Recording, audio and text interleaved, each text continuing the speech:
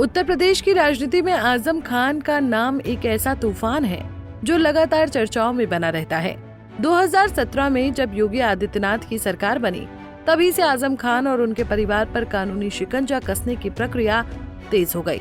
आजम खान की आजादी और जेल की कहानी किसी राजनीतिक ड्रामे से कम नहीं। 23 महीने बाद आजम खान की रिहाई ने यूपी की सियासत में फिर से हलचल पैदा कर दी है, लेकिन सवाल ये है कि वो कितने दिनों तक जेल से बाहर रह पाएंगे।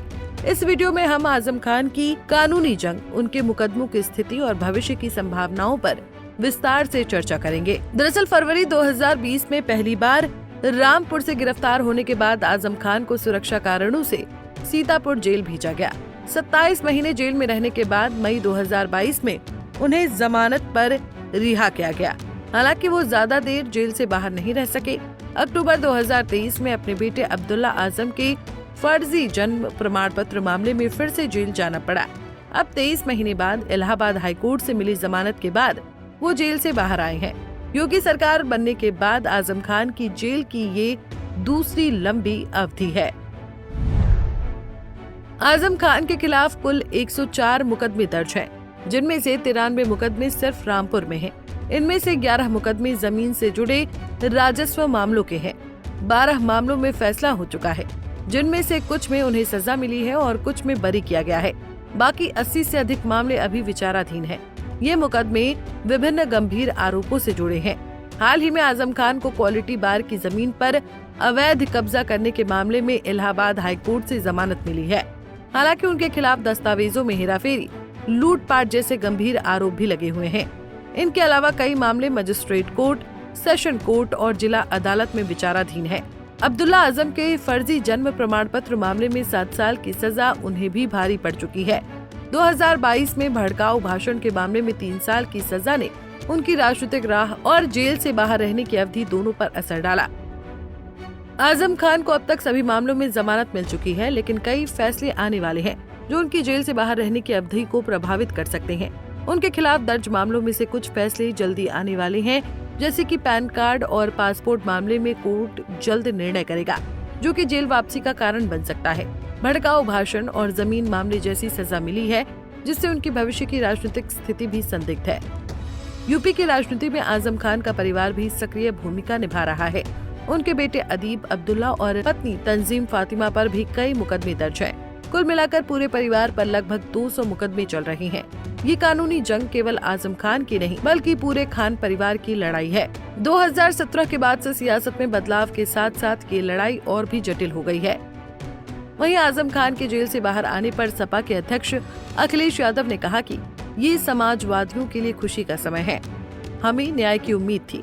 आजम खान के बसपा में शामिल होने की अटकलों पर अखिलेश यादव ने इशारों में कह दिया कि आजम खान और सपा ने लंबे समय से बीजेपी का सामना मिलकर किया है, आगे भी ऐसा ही रहेगा।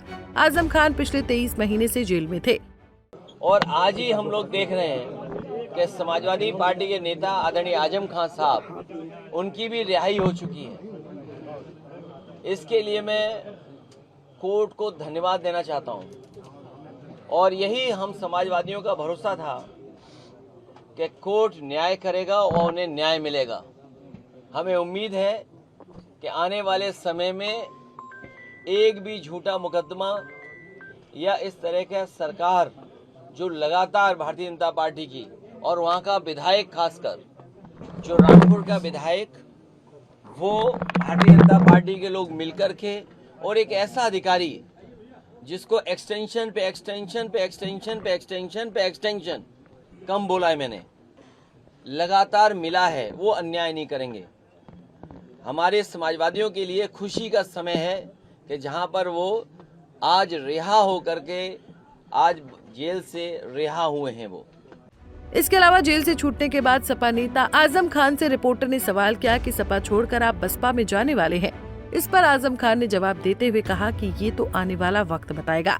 सर, अभी बहुत सारी स्पेकुलेशन चल रहे थे कि बीएसपी ज्वाइन करने के बाद तमाम स्पेकुलेशन चल रहे थे, इस पर क्या कहना चाहेंगे? देखिए, ये तो वही लोग बताएंगे जो एक्सपेक्टेशन, वो क्या कहा आपने, जो लोग अनुमान लगा रहे हैं वही लोग बता पाएंगे। मैं तो सर, अभी अखिलेश यादव ने भी कहा, क्योंकि जेल में किसी से मुलाकात नहीं होती थी, फोन करने की भी मुझे इजाजत नहीं थी, कोई राब्ता हो ही नहीं पाता था किसी से। तो 2 साल ये और 3 साल पहले 5 साल तो मैं बिल्कुल आउट ऑफ टच रहा, जानता ही नहीं बाहर की दुनिया है क्या। काफी कठिन समय आपके साथ, क्योंकि जिस तरह से आपको अलग बिल्कुल रखा गया, कट ऑफ किया गया, क्या लगता है ये पॉलिटिकल वेंडेटा था, एक बदले की राजनीति थी जिसके चलते? नहीं, देखिए, बदला तो वहाँ होता है जहाँ मैंने किसी के साथ बुरा किया हो। मैंने तो दुश्मनों के साथ भी बहुत अच्छा सलूक किया।